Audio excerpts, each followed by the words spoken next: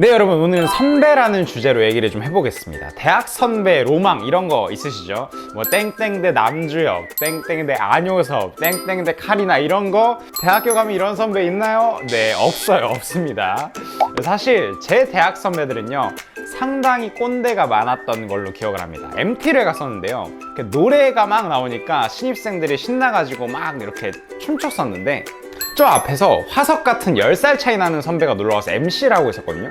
그랬더니 누가 뒤에서 야, 선배가 멘트 하는데 누가 춤을 춰? 라고 하는 겁니다. 참 꼰대 같다고 생각했어요. 물론 지금 저의 후배들은 저를 그렇게 생각하겠죠.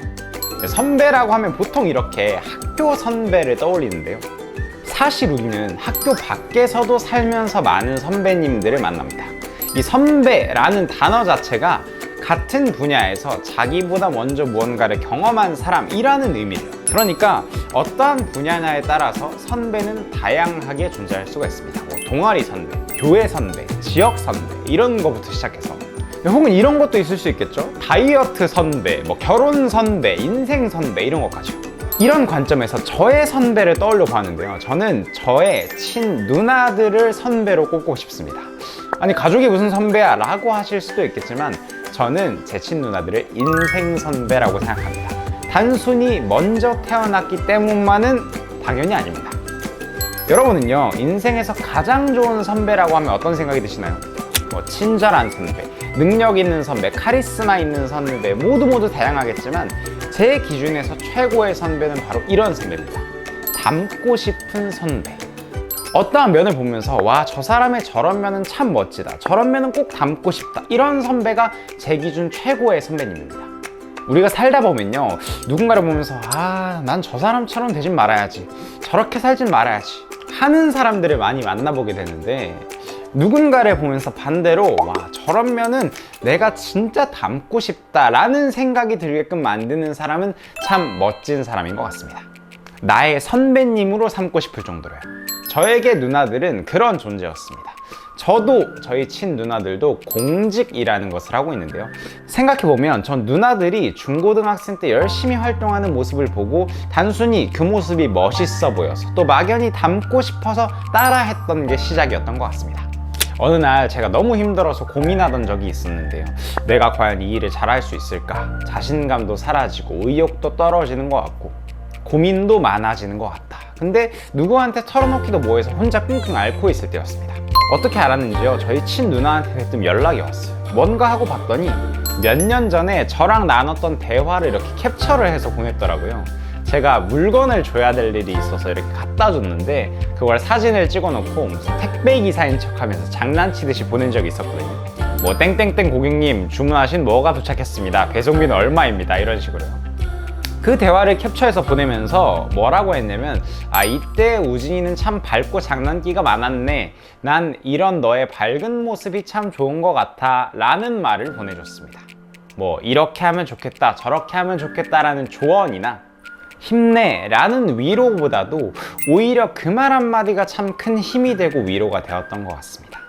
뭔가 대놓고 이야기하진 않지만 지금의 저의 상황을 누구보다 잘 이해하고 얘기해주는 말인 것 같아서 참 고마웠습니다. 네, 그러한 모습이요, 진짜 고마우면서도 되게 멋졌던 것 같습니다. 그래서 저도 아, 누군가 힘들어하는 사람이 내 눈앞에 보인다면 저렇게 멋진 방법으로 힘을 주고 싶다, 닮고 싶다 라는 생각을 했던 것 같습니다. 닮고 싶은 선배, 저에게는 누나들입니다. 여러분, 이렇게 생각하면 선배는 누구나 될 수 있는 것 같습니다. 어떤 분야일지 모르지만 나보다 무언가를 먼저 경험했거나 혹은 내가 배우고 싶은, 닮고 싶은 모습을 갖춘 누군가라면 말이죠. 어쩌면 나보다 나이가 어린 사람도 때로는 어떤 분야에서 나의 선배가 될 수 있을지도 모르고요. 혹은 저처럼 뭐 가족이나 아니면 친구, 연인이나 부부도 나의 선배가 될 수도 있겠죠. 이렇게 이야기를 드리면 아, 그래도 가족, 연인, 부부랑 선배는 좀 다르지 라고 하실 수도 있는데요, 가족도 부부도 때로는 선배가 될 수 있다는 것을 보여드리겠습니다. 바로 문선명 한학자 선생님의 삶을 통해서 말이죠. 여러분, 문선명 선생님의 선배님은 누군지 아시나요? 살아오면서 다양한 선배님들을 만나셨겠지만 그 중에서도 제가 아까 말씀드렸던 닮고 싶은 최고의 선배님으로 자신의 셋째 할아버지를 꼽으십니다. 문윤국 할아버지이신데요, 인터넷에 검색해 보시면 아시겠지만 일제강점기 시절에 훌륭한 독립운동가셨다고 합니다. 사실 이 윤국 할아버지는 집안 재산을 몽땅 저당을 잡혀가지고 날려버리셨는데요. 그것 때문에 집안 식구들은 꽤나 고생을 하셔야만 했다고 합니다.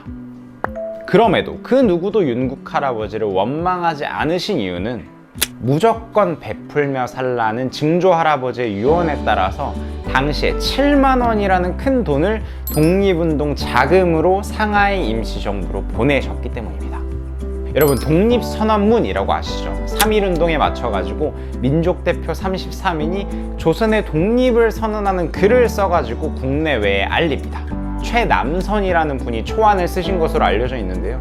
그때 함께 그 독립선언서를 작성하신 분이 바로 이 윤국 할아버지이신데, 대표 중에 기독교인이 16명이나 되니까 당시 목사님이기도 하셨던 윤국 할아버지는 스스로가 민족대표의 자리에서 물러나셨다고 합니다. 이렇게 훌륭한 독립운동가셨는데요. 문서명 선생님, 참 아버님께서 7, 8살쯤에 이런 일이 있었다고 합니다. 윤국 할아버지가 독립운동을 한다는 이유로 일본 경찰들이 마구막 잡으러 다니니까 잠시 참 아버님 댁에 머물고 계셨는데, 밤중에 독립군들이 와가지고 독립운동 자금이 부족하다, 그래서 도움을 좀 요청하고 싶다라고 찾아왔다고 합니다. 눈이 쏟아지는 밤길을 걸어서 말이죠. 그래서 윤국 할아버지는 그 밤중에 닭을 잡고 국수를 삶아가지고 독립군들을 대접하시면서 이렇게 큰 소리로 이야기하셨다고 합니다. 죽어도 나라를 위해서 죽으면 복되다. 지금 눈앞에 보이는 것은 암흑이지만 반드시 광명한 아침이 찾아온다 라고 말이죠. 그때 참 아버님은 나라를 사랑하는 애국의 정신을 윤국 할아버지에게서 배우셨으리라고 생각합니다. 그렇게 광복을 맞이한 이후에 공산당이 목사들이랑 독립운동가들을 가리지 않고 마구 죽이는 일이 있었는데, 이 윤국 할아버지는 혹여나 식구들한테 폐가 될까봐 홀로 38선을 넘어서 정선이라는 곳으로 향하셨고, 거기서 붓을 팔아서 연명을 하시기도 하고, 또 서당을 세워서 한문을 가르치시면서 남은 여생을 보내셨다고 합니다. 가족들도 아무도 모르게 말이죠. 그 시절에 쓰셨던 시들이 있는데요, 모두가 다 광복 이후에 이제 갈라진 남북의 평화를 염원하는 시였다고 합니다. 식구들을 떠나서 이 정선이라는 땅에 살면서도 나라를 걱정하고 사랑하시는 마음이었습니다. 이러한 윤국 할아버지의 노력이 뒤늦게 인정을 받아서 1977년 또 1990년에는 대통령 표창 또 건국훈장을 받으셨다고 합니다. 평생을 한반도의 통일과 남북의 평화가 세계의 평화다라는 마음으로 조국을 사랑하신 참 아버님인데요. 이런 문선명 선생님께는 윤국 할아버지라는 멋진 선배님이 계셨습니다. 참 아버님은 윤국 할아버지를 내 인생의 나침반이다 라고 말씀을 하십니다. 마치 저한테 누나들 같은 존재라고 할 수 있겠네요. 이렇게 좋은 인생의 선배는요, 때로는 자신이 살아갈 방향이나 비전을 가르쳐 주기도 하는 것 같습니다. 가족도 그러한 선배가 될 수 있습니다. 그렇다면 문선명 선생님의 아내 되시는 한학자 총재님, 참 어머님의 선배님은 누구실까요? 여러분, 참 재밌게도요, 참 아버님이 바로 참 어머님의 남편이시자 선배라고도 할 수가 있겠습니다. 부부가 서로의 선배가 된다는 게 참 재밌기도 하지만요, 이 참 어머님께서는 1990년대부터 전국의 이제 주요 대학을 시작으로 뭐 일본이나 중국 이런 근방 국가들 뿐만이 아니라 러시아나 독일 같은 나라들까지 순회를 하시면서 여성 인권을 위한 대회를 펼치시는데요, 오늘날 논란을 겪고 있는 여성 우월주의 같은 것이 아니라 세계의 평화를 위해서 여성들의 역할이 중요하다라고 하시면서 아내로서의 역할, 어머니로서의 역할도 강조하시는 진정한 페미니스트적 면모를 보여주십니다. 지금으로부터 30여 년 전의 이야기입니다. 당시의 시대상을 생각하면 굉장히 놀라운 운동이죠. 이 과정에서 참 어머님은 문선명 선생님과 많은 고민을 함께 하셨다고 합니다. 이 대회에서 말씀하실 원고, 대본을 놓고 끊임없이 수정하셨다라고 하는데요, 다른 바쁜 일정이 모두 끝나시고 뭐 밤 10시, 11시, 12시가 되면 그때부터 함께 연습을 하셨다고 합니다. 그때 당시에 이제 참 아버님께서는 미국에서 30만 명을 모아놓고 연설을 펼치시고, 또 국내에서도 수많은 대회에서 연설을 하셨기 때문에 선배로서 이런저런 조언을 하시면서 참 어머님께 도움을 주셨다라고 하는데요, 이건 이렇게 고쳐보라, 뭐 여기서는 이렇게 해보라 라고 하시면서 말이죠, 연설에 있어서는 선배 되시는 참 아버님 앞에서 준비한 원고를 이렇게 직접 읽어보시면서 연습을 하고 대회를 준비하신 참 어머님입니다. 이렇게 문선명 선배님의 도움을 받아서 한학자 총재님께서는 참 어머님께서는 성공적으로 대회를 펼치십니다. 1992년 서울 잠실올림픽 주경기장에서 인류 한가족 평화세계 실현을 위한 여성의 역할을 위해서 활동을 펼치는 세계평화 여성연합 창설대회를 개최하셨고요. 여기에는 72개국에서 온 15만 명의 회원들이 참석을 했다고 합니다. 이곳에서 한학자 총재님의 주제 강연이 펼쳐졌습니다. 이후에는 일본으로 건너가셔서 일본어로 원고를 다 바꿔서 마찬가지로 직접 외우시고 강연을 하기도 하셨고요. 그 후에는 또 아까 말씀드린 것처럼 국가와 대륙을 가리지 않고 전 세계를 순회하시면서 여성을 위한 대회 또 운동을 펼치셨습니다. 이러한 참 어머님의 노력으로 세계평화 여성연합은요, 유엔에서 인정하는 주요 NGO로 뽑힙니다. 이 유엔 경제이사회에서 선정하는 NGO에는 등급이 있는데 그 중에서 최고 등급으로 승인을 받고 또 국내 한국에서는 통일부 사단법인으로 등록이 되어서 지금도 활동을 펼치고 있습니다. 이러한 세계평화 여성연합 참 어머님의 업적 뒤에는요, 참 아버님이라는 든든한 조력자이자 남편 또 선배님의 도움이 존재했습니다. 선배님이라는 존재는요, 이렇게 무언가를 할 때 조언이나 도움을 주기도 하는 것 같습니다. 먼저 그 길을 걸어간 사람으로서 노하우를 전해줄 수도 있겠고요. 이렇게 참 부모님께도 선배님이 존재합니다. 때로는 가족일 수도 혹은 부부가 될 수도 있겠고요. 인생의 나침반이 되어주기도 하고 롤모델이 되어주기도 하면서 말이죠. 그렇게 생각하면요, 우리 모두도 살아가면서 다양한 선배님들을 만나게 되는 게 아닌가 싶습니다. 누구나 말이죠. 그리고 그 중에는 내 인생에 큰 영향을 주는 잊을 수 없는 선배님들이 있을 수도 있겠죠. 예, 제 대학 선배들은 굉장히 꼰대가 많다고 말씀드렸었죠. 근데 제가 굉장히 좋아하는 한국의 꼰대 문화 중에 하나는요, 선배가 밥 사기입니다. 제가 만났던 선배님들은 꼰대들도 있었지만 항상 만나면 밥을 사줬거든요. 한 번은 제가 너무 얻어먹으니까 좀 죄송해가지고 제가 살게요. 그러니까 뭐라고 얘기하냐면, 나는 선배들 만나면 지갑을 들고 나간 적이 없어. 맨날 형 누나들이 밥 사줬거든. 그러면서 그 선배들이 얘기하더라. 나한테 이렇게 얻어먹었으니까 너 후배들 만나면 너가 사줘. 그래서 너 만나면 내가 밥 사는 거야.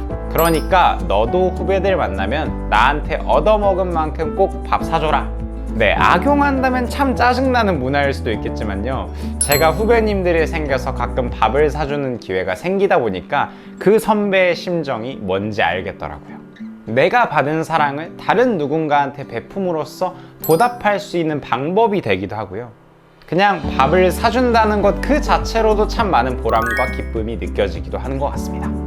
그렇게 만나서 밥 먹는 자리에서 후배가 뭔가 고민이나 어려움이 있다고 털어놓기라도 하면 어떻게 하면 도움을 줄 수 있을까 함께 고민하게 되기도 하고요. 그러다가 간혹 위로나 도움을 주는 경우라도 생기면 그 자체로 저한테도 선배에게도 큰 기쁨이 된다는 것도 느꼈습니다. 그래서인지요, 누군가가 나를 선배로 생각해 준다는 것도 그 자체로 큰 기쁨이라는 생각이 들기도 합니다. 아마 여러분도 살아가다 보면 누군가의 선배가 되는 경험을 하게 되시리라고 생각을 합니다. 우리는요, 모두 누군가의 후배이면서 누군가의 선배가 될 수가 있으니까요.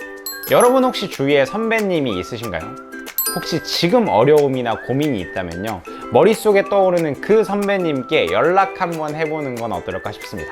선배님, 밥 한번 사줍시오. 선배가 밥 사주는 거라고 들었습니다. 라고 하면서 말이죠. 아마도 자신을 선배로 여겨준다라는 것에 그 선배님도 연락을 받고 큰 기쁨을 느낄지도 모르겠습니다. 가족이나 친구, 동료가 될 수도 있을 것 같고요. 머릿속에 떠오르는 그 선배님한테 밥 사달라고 연락해보시는 오늘 하루가 되셨으면 좋겠습니다. 오늘도 잘 들으셨다면 구독, 좋아요, 댓글, 알림 설정까지. 그럼 다음 시간에 만나요. 안녕!